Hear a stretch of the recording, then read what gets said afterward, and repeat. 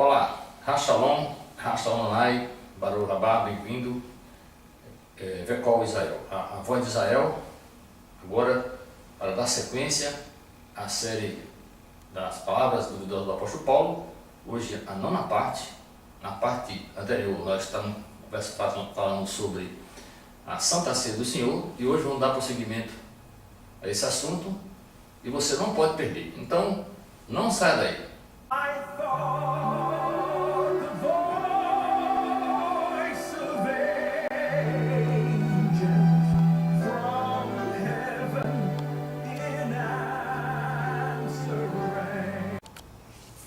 Vamos dar sequência ao programa Voz de Israel. É a nona parte, agora dando sequência ao assunto da semana passada, do programa passado, que nós estávamos abordando sobre a Santa Ceia do Senhor.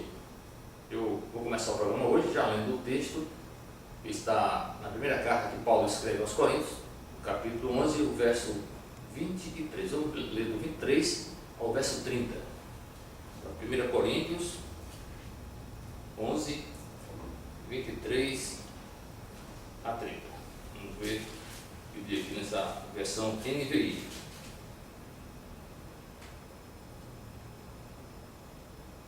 Pois recebi do Senhor o que também lhes entreguei, que o Senhor Jesus, na noite em que foi traído, tomou o pão e, tendo dado graças, partiu e disse: isto é o meu corpo que é dado em favor de vocês. Façam isto em memória de mim. Façam isto em memória de mim.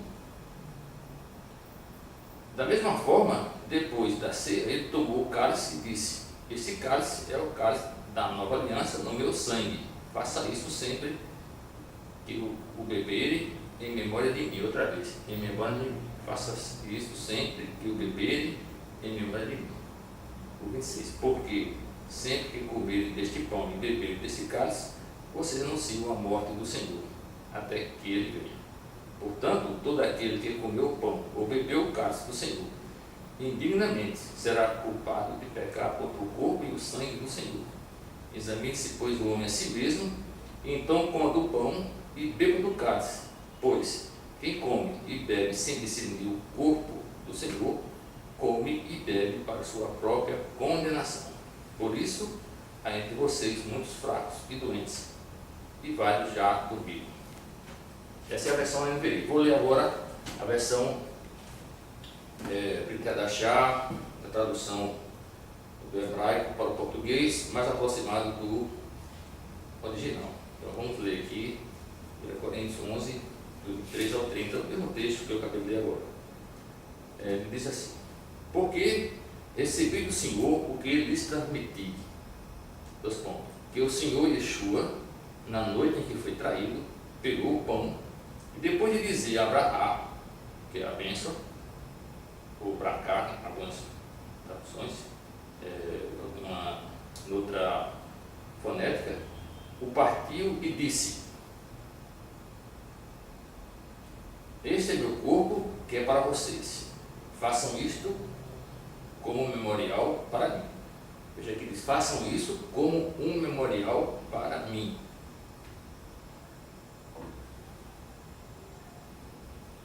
Dizendo, da mesma forma, pegou o cálice após a refeição, dizendo: este é o cálice, este cálice é a nova aliança realizada pelo meu sangue, vírgula. Façam isto todas as vezes que eu beber, como um memorial para mim. Porque todas as vezes que vocês comerem este pão e beberem do cálice, anunciam a morte do Senhor até ele vir. Portanto, quem comer o pão do Senhor ou beber do cálice do Senhor de forma indigna será culpado de profanar o corpo e o sangue do Senhor. Por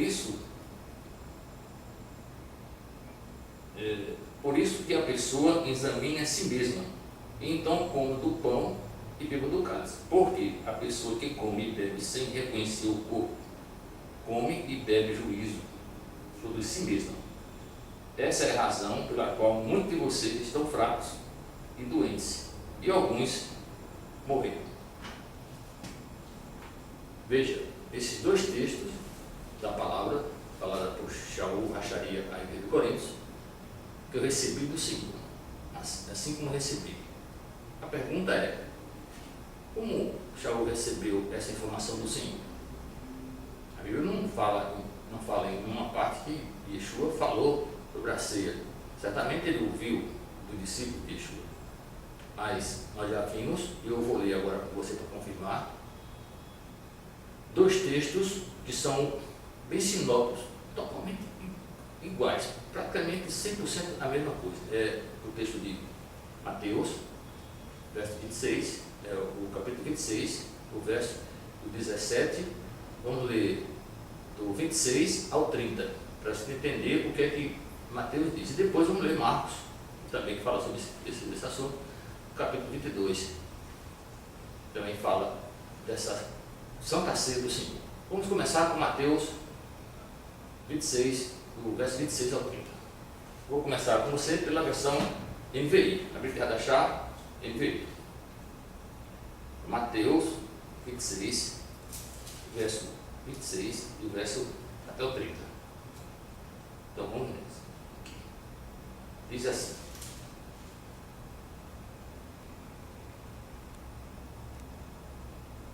enquanto comiam, Jesus, no caso aqui é a Bíblia da Chá, NVI, tomou o pão, deu graças, partiu e o deu aos seus discípulos, dizendo: tomem e comam, isto é meu corpo. Em seguida, tomou o cálice, deu graças e ofereceu aos discípulos, dizendo: bebam dele todos vocês, isto é o meu sangue da aliança, que é derramado em favor de muitos para o perdão de pecados. Eu lhes digo que de agora em diante não beberei desse fruto da videira até aquele dia em que beberei o vinho novo com vocês no reino de meu Pai. Depois de terem cantado um hino, saíram para o Monte das Oliveiras. Você pode, acho que você prestou atenção no texto, mas você pode reler na sua casa, na sua Bíblia, e você vai ver aqui nesse texto Mateus dizendo a palavra bebam e comam em memória, façam isso em memória de mim. Não existe isso aí, não é verdade? Vamos ler Lucas 22.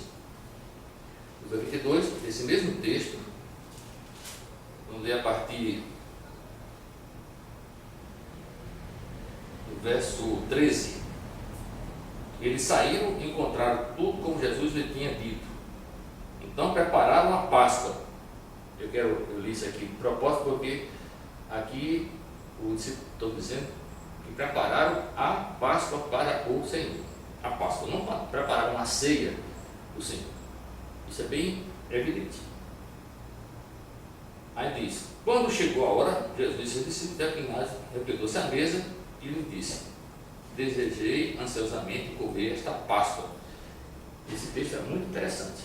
Vamos ler outra vez. Diz assim: eu desejei ansiosamente comer esta Páscoa com vocês antes de sofrer, pois eu lhes digo, não comerei dela novamente até que se cumpra o reino de Deus. Recebendo um cálice, ele deu graças e disse: tome isto e partilhe uns com os outros, pois eu lhes digo, que não beberei outra vez do fruto da videira, até que venha o reino de Deus. Tomando o pão, deu graças, partiu e o deu aos discípulos, dizendo: isto é o meu corpo, dado em favor de vocês, façam isto em memória de mim.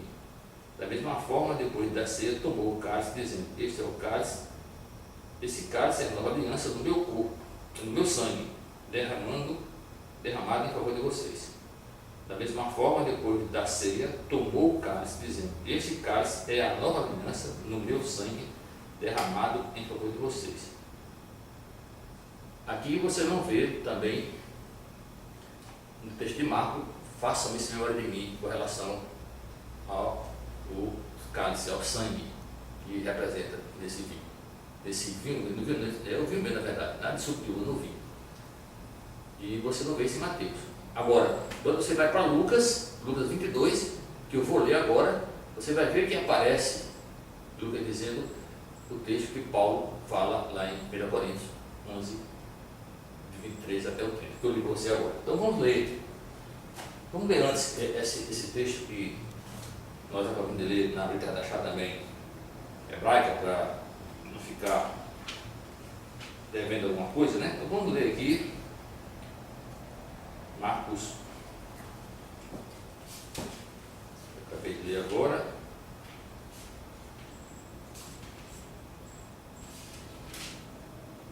Marcos 14, vamos ler a partir 14.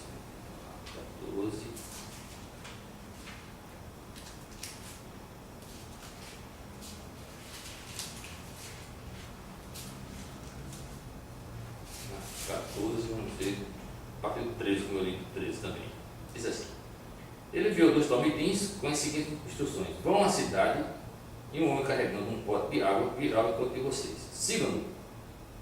E na casa em que ele entrar, digam que o rabi pergunta: onde é a sala de hóspedes preparada para mim, onde posso comer a refeição de Pessah, que é a refeição de Páscoa, com meus talmidins.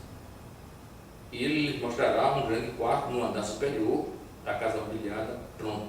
Façam os pregatores ali. Os talmidins saíram, chegaram à cidade e encontraram tudo como ele lhe dissera e prepararam o ceder, que é a ceia, o jantar de Páscoa.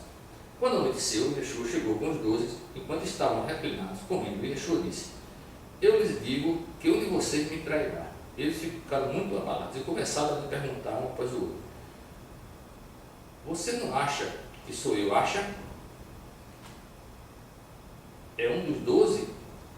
Ele lhes disse: é um dos 12. Ele lhes disse: alguém que mergulha, matizar o pão, o prato, o pão sem fermento, no prato comigo. Pois o filho do homem morrerá como o Tanak diz que vai acontecer. Mas ai do homem, por quem o filho do homem será traído. Ai do homem, por quem o filho do homem será traído. Seria melhor que eu nunca tivesse nascido.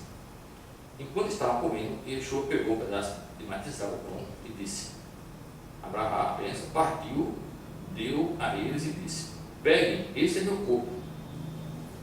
Ele também pegou um copo de vinho, disse Abraão a bênção e deu a eles. E todos eles beberam. E lhes disse: este é meu sangue, que confirma a nova aliança, meu sangue derramado a favor de muitas pessoas. Eu lhes digo que não beberei desse fruto da videira novamente, até o dia em que tomarei o vinho novo no reino de Deus. Depois de cantar um hino, partiu em direção ao Monte das Oliveiras. Yeshua lhe disse: todos vocês perderão a fé em mim, porque assim diz o Taná. Vamos parar aqui nesse verso. Então, você pode observar que esse texto do Brit Hadashah, que fala sobre essa Santa Ceia, não existe esse em memória de mim. Não existe em memória de mim. E por que está dessa forma escrito? No Evangelho de Lucas, e já lemos. Então, você viu a leitura dos textos de Mateus e Marcos, mostrando quase que idêntica à passagem de em memória de mim. Não existe memória de mim em Mateus, só vai haver memória de mim em Marcos, já fala sobre o pão. E em Lucas, nós também vemos ele falar isso, sobre o pão. Mas você não vê isso falando do sangue derramado, o sangue do vinho, no caso, que representa o sangue de Cristo derramado para a igreja cristã. E Paulo, lá em 1 Coríntios 11, 23, e o verso 26 em diante, quando começa a falar sobre a ceia, ele fala: façam isso com o pão em memória de mim, no comer. Quando tomar o cálice de vinho, façam isso sempre em memória de mim. Por que Paulo diz isso? Ele diz que recebeu do Senhor. Como isso procede? Evidentemente que essa colocação de Paulo foi o que influenciou Lucas a escrever o seu Evangelho, porque um texto é semelhante é sinóptico um outro. Lucas foi contemporâneo e conheceu Paulo e o discípulo que andava com Paulo. Inclusive ele acompanhou Paulo em algumas viagens missionárias. Então, é de fácil entendimento compreender que Lucas transcreveu que o rio de Paulo, e Paulo, por que Paulo colocaria esse assunto em memória de mim, se não existe isso em Mateus nem em Marcos, nem no livro do apóstolo João, que era o apóstolo mais amado e mais próximo de Yeshua. Uma coisa para se pensar. E quando nós continuamos lendo 1 Coríntios 26 a 30, você tem um detalhe muito interessante que eu vou ler aqui, para ficar bem claro o que eu quero aqui mostrar. Vamos ver o verso 20 e 28. Porque sempre que comerem... Não, aqui é o 26, né? Porque sempre comerem deste pão e beber desse vinho, nesse caso, vocês anunciam a morte do Senhor até que ele venha. Aí o 27. Portanto, isso aqui é o que eu quero falar. Esse é o que eu quero falar. Portanto, todo aquele que comer o pão ou beber o cálice do Senhor indignamente será culpado de pecar contra o corpo e o sangue do Senhor. Examine-se cada um a si mesmo, então coma do pão e beba do cálice. Pois quem come e bebe sem discernir o corpo do Senhor, come e bebe para a própria condenação. Própria condenação. Quem conhece a história da igreja sabe o que a igreja fez e ainda tem feito com beatos, beatas, pessoas que são religiosas. Impõe o respeito pelo medo. Porque só existem duas formas de se respeitar uma pessoa. Uma é porque ama, alguém que ama respeita quem ama. Com certeza. Se você ama alguém, você respeita essa pessoa. Se você tem amor pelo Senhor, você respeita a sua palavra, você respeita a consideração. A Bíblia, quando fala de temor a Deus, temor de Deus não é ter medo dele, é obediência, é respeito, é consideração. E, infelizmente, tem faltado às pessoas, de um modo geral, desde muito. E, certamente, não vai voltar esse respeito. Somente aqueles que são disciplinados podem fazer isso. Como que Paulo ia dizer isso? Porque a igreja que andava mancomunada com o Estado, era os imperadores, os reis, tomando decisão com a igreja junto com os governantes, fazia dessa forma. As pessoas eram presas pelo medo. E ainda hoje há muita gente presa pelo medo, porque o medo é a causa da depressão de muita gente, é a causa da paralisia. As pessoas estão aí paralisadas, sem saber o que fazer nesse mundo. E assim a igreja fez, aprisionando cativos. E Yeshua veio para libertar os cativos dessa doutrina que tanto os fariseus da época faziam, os religiosos, porque ele tinha certeza, porque estava no Espírito de Deus, isso ia se perpetuar até o fim dos tempos. Ele veio libertar os cativos para quem pode enxergar a sua palavra. Evidentemente que isso está aí por conta disso. Paulo jamais diria uma coisa dessa, porque Paulo era um judeu. E como judeu, Paulo jamais ia chamar para alguém uma adoração. Porque isso é adoração, memória de, lembrança, é como venerar-se alguém. O judeu jamais faz isso. Não existe isso. Já falei até que os judeus de verdade nem comemoram aniversário. Agora imagina aí, para não estar exaltando nenhum homem, nenhuma pessoa. Se Paulo não foi capaz de dizer isso, por que escreveu isso aí? Certamente, como diz, papel aceita tudo. Se você crê que ele disse isso, vá na sua fé. Continue fazendo o que você acha que está certo. É um direito seu. E Yeshua Ben Yosef, o verdadeiro Yeshua, o que veio como o corregedor, o emissário, o representante fiel, é aquela testemunha fiel, o tipo Antipas ou Antipas. fiel, testemunha fiel de Apocalipse, que veio viver completamente debaixo do poder do Altíssimo, obedecendo, respeitando, considerando Ele. Ele não podia jamais dizer, façam isso.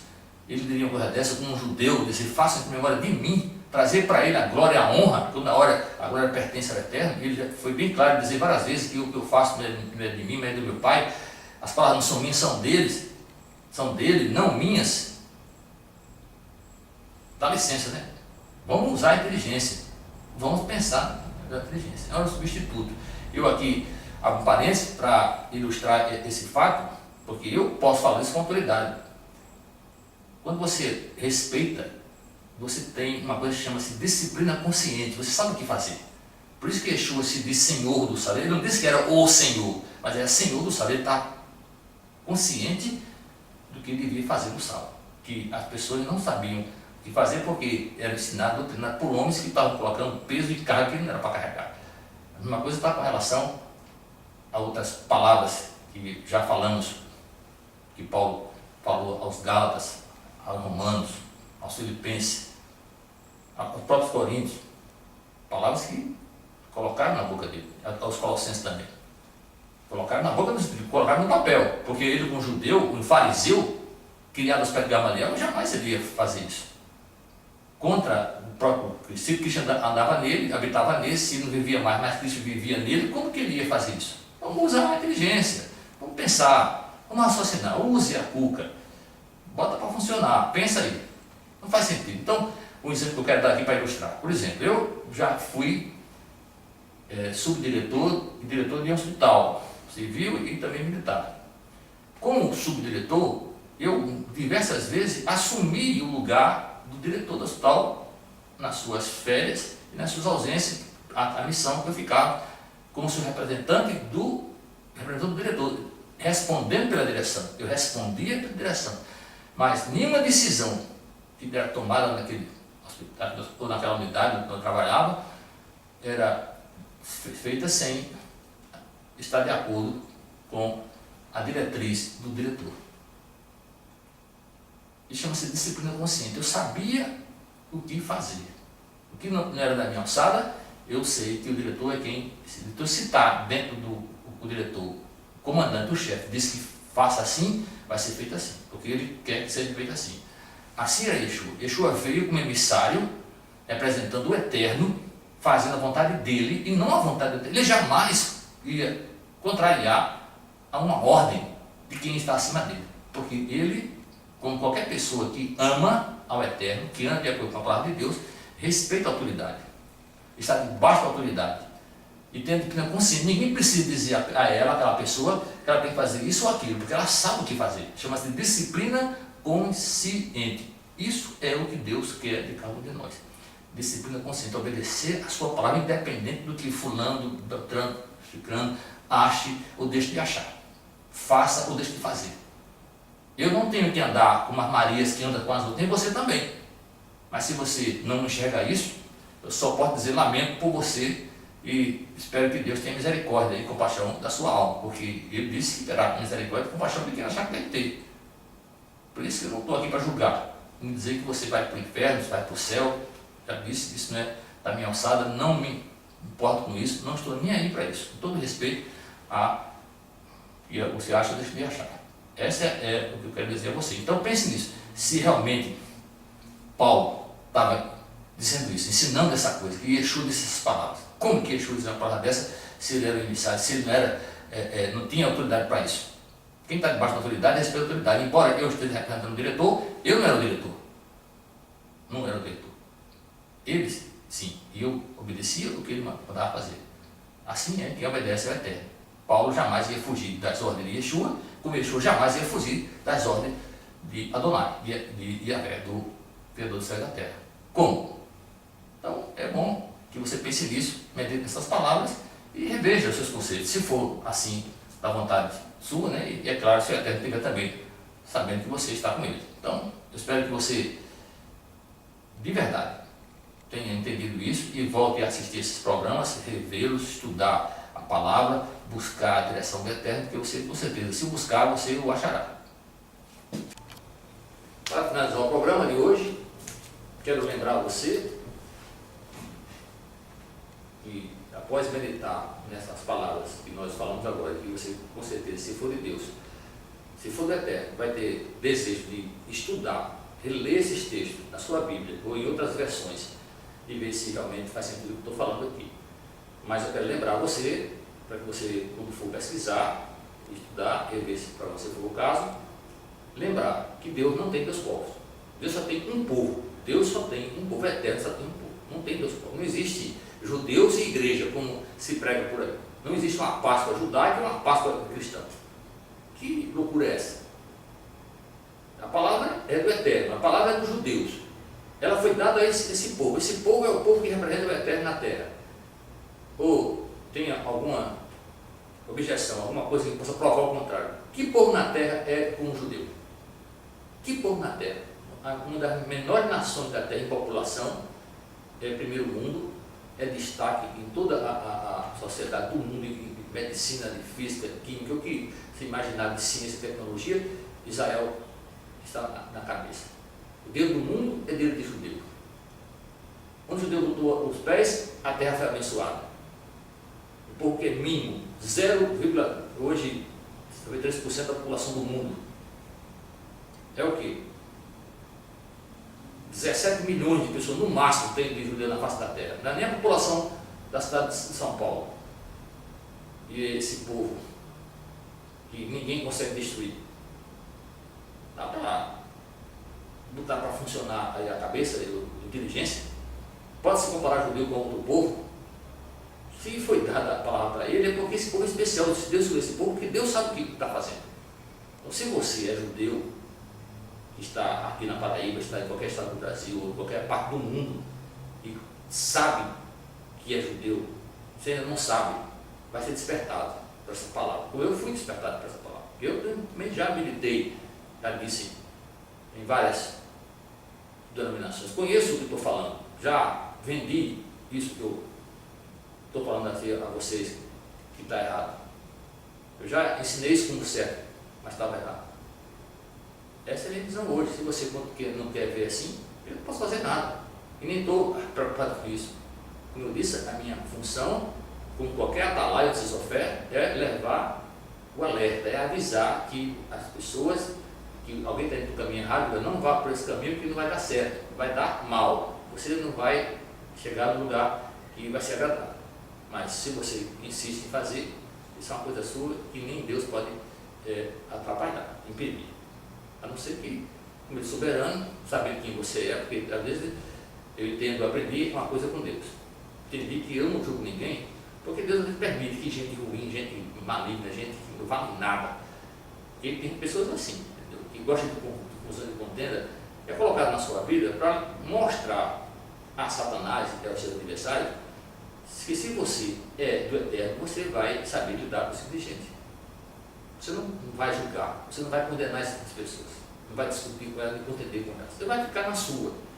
Vai ter humildade, mansidão e vai tentar, por amor, mostrar o caminho correto. Se ela não entender ou não, o que não quer dizer que você tem que andar com esse tipo de gente, de maneira nenhuma. Se procura você, você tem o prazer, sempre esteja pronto com o prazer para receber. É isso que a mensagem da palavra está dizendo. Eu espero que você tenha entendido isso. E no próximo programa nós vamos continuar com esse assunto ainda, das palavras de Paulo, como eu disse, para encerrar, talvez com mais de 2 programas, essa série mostrando que nem tudo o que Paulo falou é o que está escrito na palavra que hoje dizem que é de Deus. Eu já falei e vou repetir. Eu já acreditei nisso também, que a Bíblia toda era a palavra de Deus. Não, a Bíblia não é, ela contém a palavra de Deus, porque ela foi, com certeza, sem medo de errar, diga aqui, mudada, transformada para atender interesses de pessoas que não têm nada a ver com a Eterna.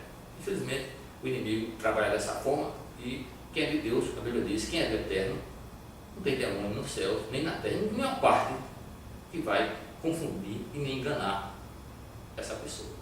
Eu espero que você seja uma dessas também. Então, vamos encerrar o programa mais uma vez, agradecendo ao Eterno pela sua misericórdia, pela sua bondade, o amor, e nos permitir a conhecer a sua palavra e andar conforme Ele, num mundo tão desgraçadamente afastado dele. O mundo está cada dia mais inchado de pessoas religiosas, em várias placas de religiões, tanto evangélico como católico, como cristão, não importa quais são, mas são mais de 3.000 religiões na Terra, pessoas andando segundo a sua fé, uma fé que ninguém sabe em que, nem para quê. Eu espero que você entenda isso. Vamos saber essa fé. Adonai Elohim, Senhor nosso Deus do universo. Toda razão.